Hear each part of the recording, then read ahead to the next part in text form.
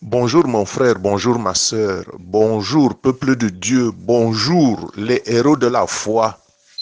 Réveillez-vous, réveillez-vous, réveillez-vous. C'est un appel d'amour. Nous avons traité les 3 derniers jours des enseignements sur le Saint-Esprit. Et aujourd'hui, je voulais intituler ce titre « Saisissons-nous du Saint-Esprit par la foi ». Saisissons-nous du Saint-Esprit par la foi. Le Saint-Esprit est le don du Père par Jésus-Christ.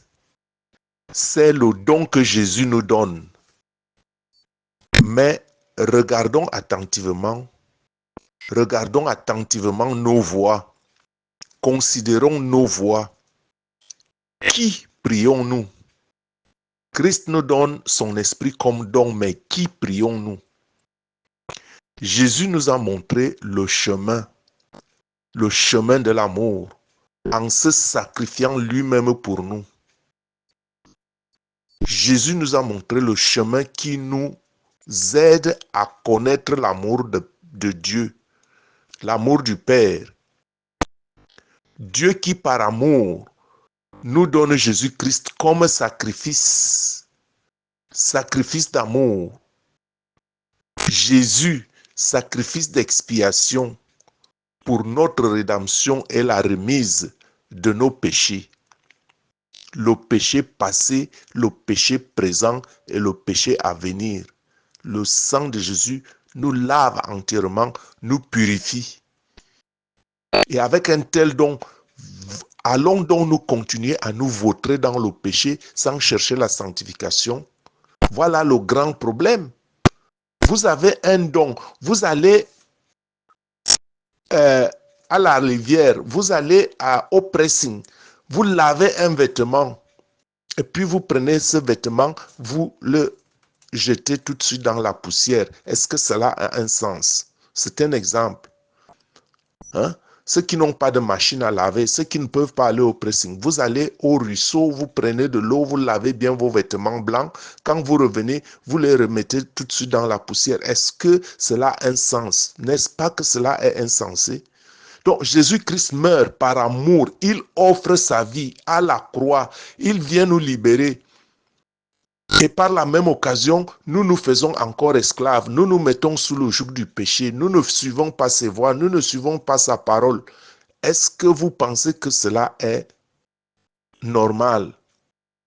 Le sang de Jésus qui a coulé, il est clair que ce sang de Jésus nous lève de nos péchés. Ce sang nous purifie. Bien sûr, par la foi. Et c'est dans la foi en Jésus, dans la foi en ce qu'il a dit, dans la foi en sa parole. Voilà ce qui nous remet sur les rails. Et donc, quand on refuse la parole de Jésus, quand on refuse de prendre ses voies, est-ce que cela est sensé? Le sang de Jésus lave nos péchés pour toujours.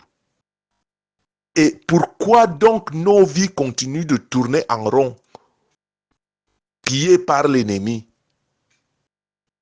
Quelqu'un m'a interpellé l'autre jour, il y a peu de temps, pour me dire que il a le sentiment que quand il entend mes enseignements, que je culpabilise les gens dans le péché, que j'accuse les gens qu'ils n'ont pas de foi.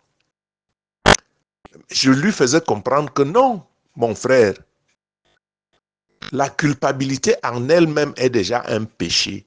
Donc si je me culpabilise, si je t'aide à te culpabiliser, je ne t'aide pas. Parce que la culpabilité est un péché, en ce sens que Jésus nous a pardonné déjà notre péché. Jésus nous a pardonné déjà notre péché passé, présent et futur. Et par conséquent, ce serait un péché de continuer de juger notre conscience pécheresse.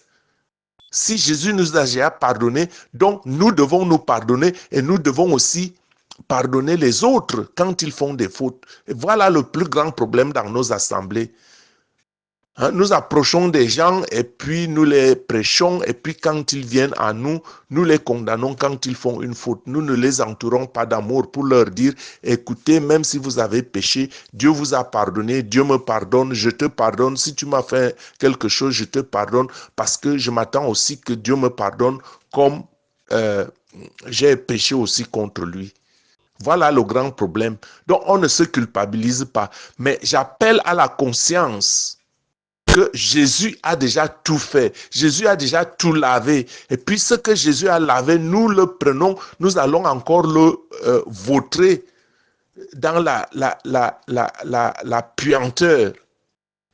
Voilà le grand problème. Et ce n'est pas une culpabilité, c'est un appel à se réveiller de ce qu'est l'amour que Dieu a exprimé pour nous par Jésus-Christ, quelles que soient les conditions dans lesquelles vous vivez. Il y a un amour, que ce soit les difficultés. Et il faut comprendre que les difficultés, c'est généralement l'ennemi qui veut nous faire détourner de l'amour de Dieu et qui met donc des barrières et des problèmes de telle sorte que vous doutiez de qui est Dieu, du sacrifice que Jésus a fait pour vous. Et j'ai toujours dit que la première porte d'entrée de Satan dans nos vies, c'est notre état d'âme. C'est une vie de péché qui lui ouvre la porte toujours. Parce que quand la porte est fermée, le voleur ne peut pas entrer. Le voleur ne vient que pour dérober, égorger et détruire. Mais Christ est venu afin que nous ayons la vie en abondance. Et quand le voleur détruit, c'est que quelque part, l'abondance de vie qui est venue par Jésus-Christ nous a été volée. Et il y a toujours une porte d'entrée. Et donc, quand on interpelle les gens à revoir leur vie, ce n'est pas une façon de les juger. C'est une façon de dire, si vous menez un certain genre de vie qui n'est pas conforme aux Écritures, revenez de cette vie-là, considérez l'Écriture et vous aurez une vie meilleure. Mais les gens pensent qu'on est en train de les juger. Non, s'il vous plaît, je ne vous juge pas. C'est un appel à la conscience. Et donc, par conséquent, si je vous juge, si je vous culpabilise, si vous vous culpabilisez vous-même, ce serait un refus du pardon parce que Christ vous a déjà accordé son pardon par sa propre mort. Il vous a déjà accordé son pardon. C'est à vous de le saisir par la foi. Donc, ce n'est pas une façon de vous culpabiliser, mais c'est un appel à revenir à Dieu. Hein, parce que si on vous culpabilise, si vous vous culpabilisez vous-même, ce serait un refus du pardon, du sacrifice que Jésus a payé. Et par conséquent, je nous appelle à réexaminer nos voies. Ce n'est pas une condamnation, ce n'est pas un jugement, juste un appel au changement radical, au changement de vie, être un être nouveau, renaître de nouveau, renouveler son intelligence. Et ce n'est qu'un changement radical, je dis bien radical. Ce n'est qu'un changement radical seul qui peut nous apporter un bénéfice substantiel de l'œuvre de la croix en acceptant le don du sacrifice. Le don du sacrifice à la croix, le sang versé et le don du Saint-Esprit parce que l'Esprit est un don. Le don du sacrifice et du Saint-Esprit. Parce que la lutte que nous menons est réelle. La lutte que nous menons est réelle. Bien que les agents de cette lutte ne soient pas visibles. Parce que nous ne luttons pas contre la chair et le sang, mais nous luttons contre les esprits, les trônes et les dominations qui sont déchus dans les lieux célestes. Les Écritures disent qu'ils habitent le deuxième ciel.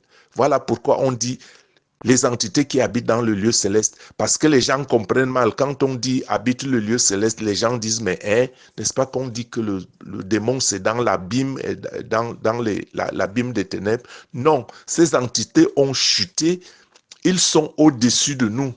Ils sont au-dessus de nous dans les lieux célestes. Voilà, on dit pourquoi les entités qui habitent dans les lieux célestes, ce ne sont pas ceux-là qui sont restés fidèles à Dieu. Et par conséquent, donc, nous luttons avec des entités que nous ne pourrons jamais vaincre avec notre propre force. Et la lutte est bien réelle. Et je dis donc que ces agents sont invisibles au-dessus de nous. Mais cette guerre impacte et freine considérablement nos vies.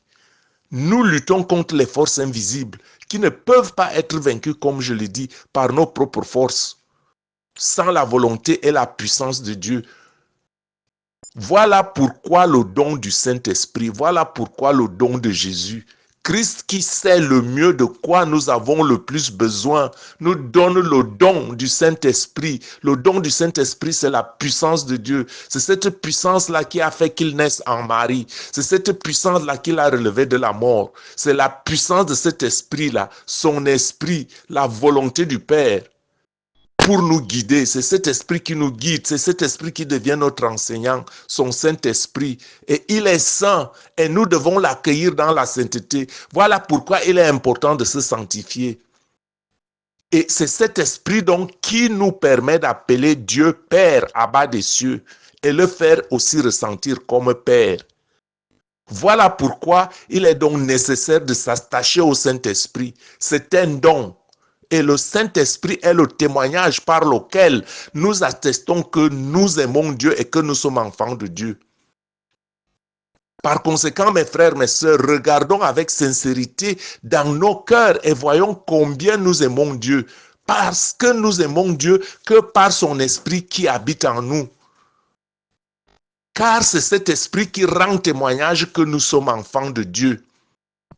Romains 8, chapitres 16 et 17. L'esprit lui-même rend témoignage à notre esprit que nous sommes enfants de Dieu. Or, si nous sommes enfants, nous sommes aussi héritiers, héritiers de Dieu et co-héritiers de Christ. Si toutefois nous souffrons avec lui afin d'être glorifiés avec lui. Donc, mon frère, ma sœur, avec l'esprit du Christ, pourquoi serions-nous encore dans la crainte? Pourquoi serions-nous encore dans la crainte? La crainte ici, c'est toutes ces choses qui nous oppriment, la peur de l'avenir. La crainte, c'est la maladie, la crainte, c'est la pauvreté et toutes ces choses que l'ennemi a plantées dans nos vies afin que nous renions Dieu.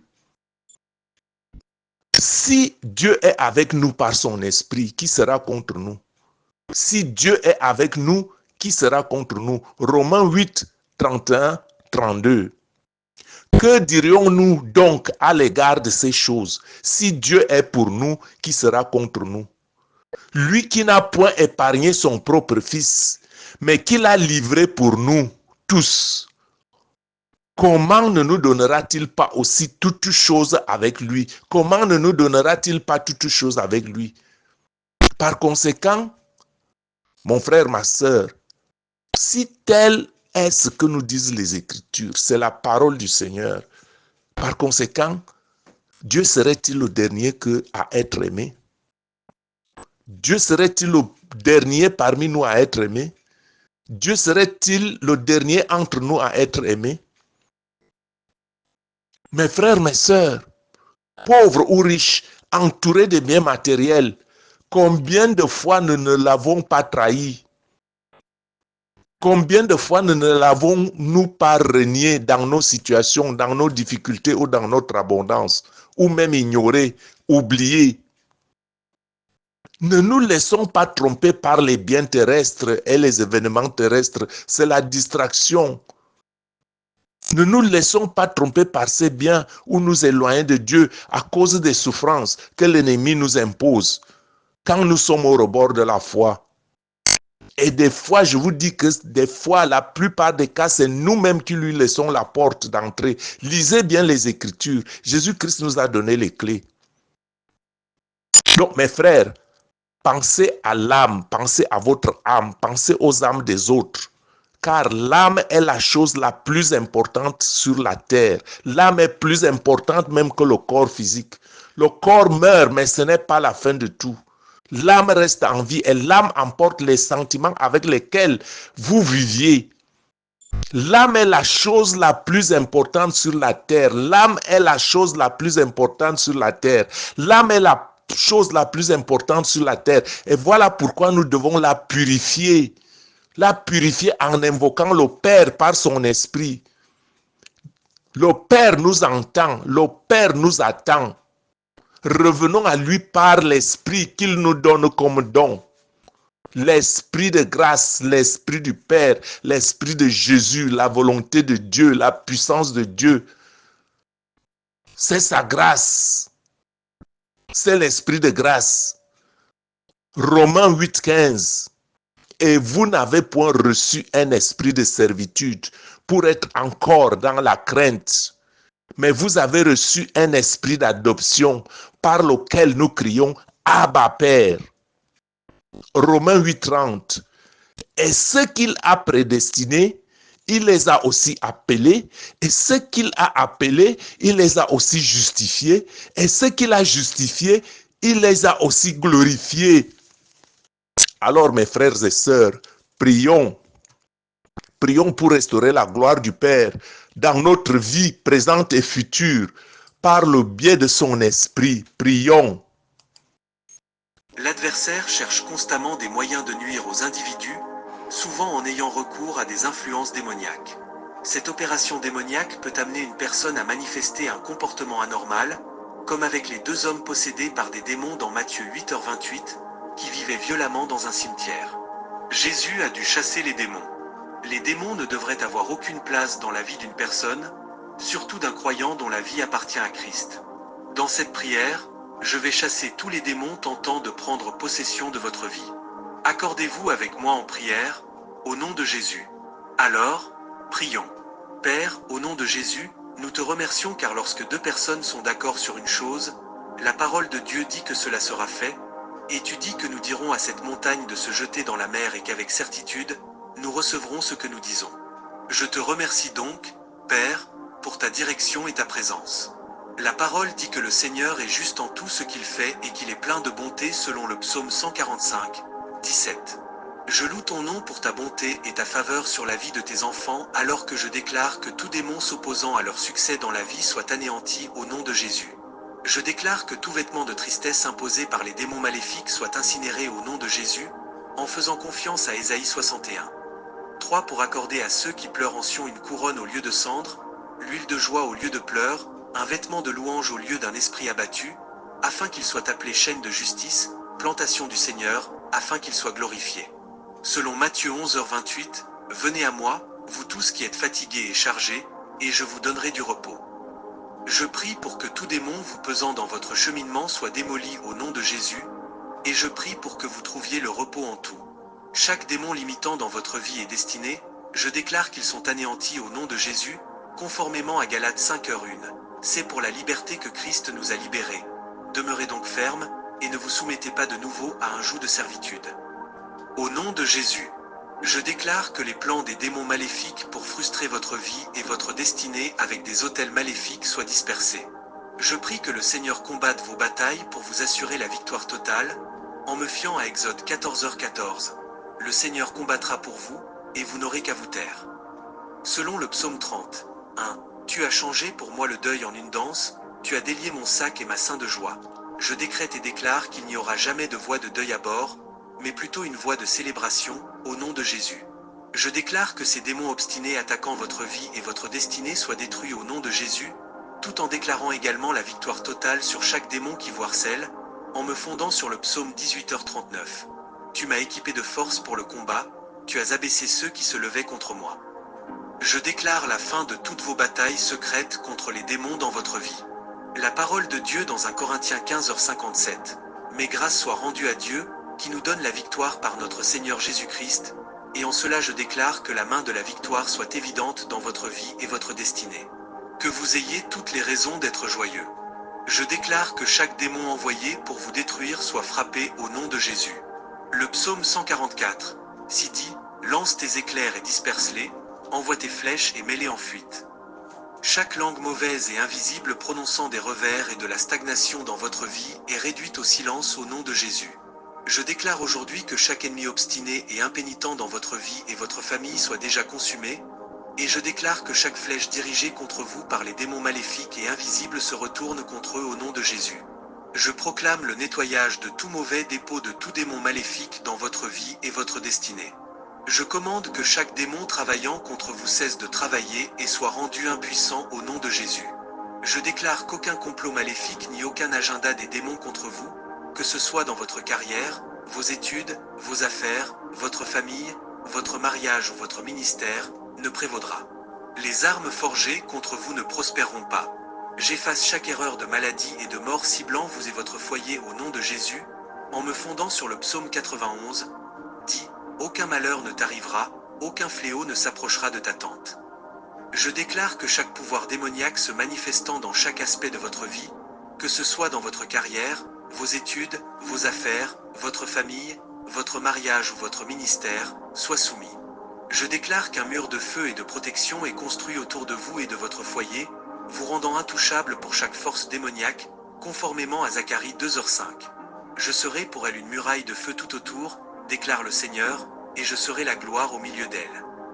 J'enverrai la confusion dans le camp de tous les démons visant votre vie et qu'ils soient consumés au nom de Jésus.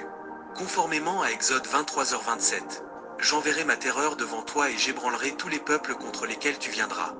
Je ferai tourner tous tes ennemis le dos devant toi. Je déclare que vous ne serez pas victime des attaques de démons assoiffés de sang. Selon Psaume 39, 19, beaucoup sont les souffrances du juste, mais le Seigneur le délivre de toutes. Je déclare que vous et votre famille êtes protégés et trouvez refuge sous l'ombre protectrice des ailes du Tout-Puissant, selon la parole de Dieu dans le Psaume 91, 4. Il te couvrira de ses plumes, et sous ses ailes tu trouveras refuge. Sa fidélité est un bouclier et une cuirasse. Je prie pour que le Seigneur inspecte vos fondations et élimine tout démon maléfique attaché à elles au nom de Jésus. Je prie pour que, dans sa grande puissance, le Seigneur anéantisse toutes les batailles de votre vie et de votre destinée au nom de Jésus, en me fondant sur 2 Chroniques 20h15. Ainsi parle le Seigneur. Ne soyez pas effrayés ni effrayés devant cette grande multitude, car ce n'est pas votre bataille, mais celle de Dieu. Deutéronome 9h3 dit, « Sache aujourd'hui que le Seigneur ton Dieu est un feu dévorant qui passe devant toi. » Je prie pour que le Seigneur passe devant vous et que ce feu dévorant consume tous les démons obstinés essayant de changer votre vie et votre destinée. Je prie pour que la main puissante du Seigneur vous libère de toute influence démoniaque sur votre vie au nom de Jésus et je demande au Seigneur de vous protéger et de vous préserver des attaques féroces des démons malfaisants. Le psaume 121, 7 dit, « Le Seigneur te gardera de tout mal, il gardera ton âme en vie. » Je confesse avec vous que les zones de vulnérabilité où l'ennemi pourrait avoir pris pied soient révélées à la lumière du Seigneur. Je prie pour que ces aspects de votre vie qui pourraient être devenus des lieux de résidence pour des influences démoniaques soient révélés au nom de Jésus. Je renverse tout autel érigé par des démons dans les pensées, émotions et actions en vous au nom de Jésus. Je déclare que le sang de Jésus-Christ couvre chaque centimètre de votre être, vous purifiant et vous purifiant de toute influence démoniaque. Je renverse et renonce à toute revendication de tout démon ayant fait une assertion sur votre vie au nom de Jésus. Je commande à chaque esprit impur, chaque entité démoniaque cherchant à vous enchaîner et vous asservir de quitter votre vie maintenant au nom de Jésus. Je remercie le Père car le Saint-Esprit prend le contrôle total. Il dirige votre vie et il est glorifié car il a répondu à nos prières avec un « oui » et un « amen » au nom puissant de Jésus. Dans l'arène des luttes de la vie, nos adversaires ne sont pas de simples êtres mortels, mais des principautés et des puissances redoutables qui résident dans les royaumes spirituels. Il est impératif de reconnaître que la force pour combattre ces forces redoutables émane du divin, comme l'énoncent les Écritures sacrées. La Bible affirme que le Seigneur, notre allié indéfectible, est prêt à nous fortifier dans nos combats. L'engagement divin résonne à travers les âges, assurant aux croyants que les épreuves et les tribulations sont inévitables, mais le Seigneur a triomphé du monde. C'est un appel à se réjouir face à l'adversité, car la victoire est une certitude prédestinée, non seulement des conquêtes temporaires, mais une transcendance qui fait écho à l'omnipotence de l'omnipotent. Les Écritures illuminent la vérité que le Seigneur est le maître stratège, armant nos mains pour la guerre spirituelle qui se déroule dans nos vies. Le réservoir de force en nous surmonte les défis que le monde présente. C'est un témoignage du réservoir divin qui réside en nous, une force bien plus grande que tout obstacle terrestre. À chaque escarmouche, le Seigneur se bat aux côtés d'une force omniprésente, garantissant notre triomphe. Que nos cœurs soient fortifiés par l'assurance que la bataille est divinement orchestrée et que notre victoire n'est pas un espoir lointain mais une réalité présente. Par la foi et la persévérance, nous naviguons sur le champ de bataille, sur que le Seigneur, qui est Jésus, notre commandant valeureux, garantit notre triomphe. Alors rejoignez-moi dans cette prière alors que nous proclamons la défaite de l'ennemi. Je viens au nom de Jésus devant le trône du Dieu Tout-Puissant, reconnaissant que les batailles auxquelles nous faisons face ne sont pas contre la chair et le sang. Je viens avec confiance, sachant que j'ai reçu le droit de filiation par le Christ Jésus, alors que je parle contre les forces spirituelles des ténèbres et le pouvoir du sang versé sur la croix pour moi et pour vous, ceux qui entendent ma voix. Je déclare une prière de victoire et de destruction sur chaque complot de l'ennemi dans votre vie, conformément à 2 Corinthiens 10, 4-5. Car les armes de notre combat ne sont pas charnelles, mais puissantes en Dieu pour renverser les forteresses, détruisant les raisonnements et toute hauteur qui s'élève contre la connaissance de Dieu, et amenant toute pensée captive à l'obéissance de Christ. Je renverse les murs de tromperie, de confusion et chaque fausse idéologie que l'ennemi pourrait essayer de construire dans votre esprit, par l'autorité du Christ. Je démolis les forteresses de doute, de peur et d'insécurité, et au nom victorieux de Jésus, je me tiens sur Colossiens 2h15 proclamant que Jésus a dépouillé les puissances et les autorités, triomphant d'elles sur la croix. Je déclare la défaite de chaque force spirituelle travaillant contre vous.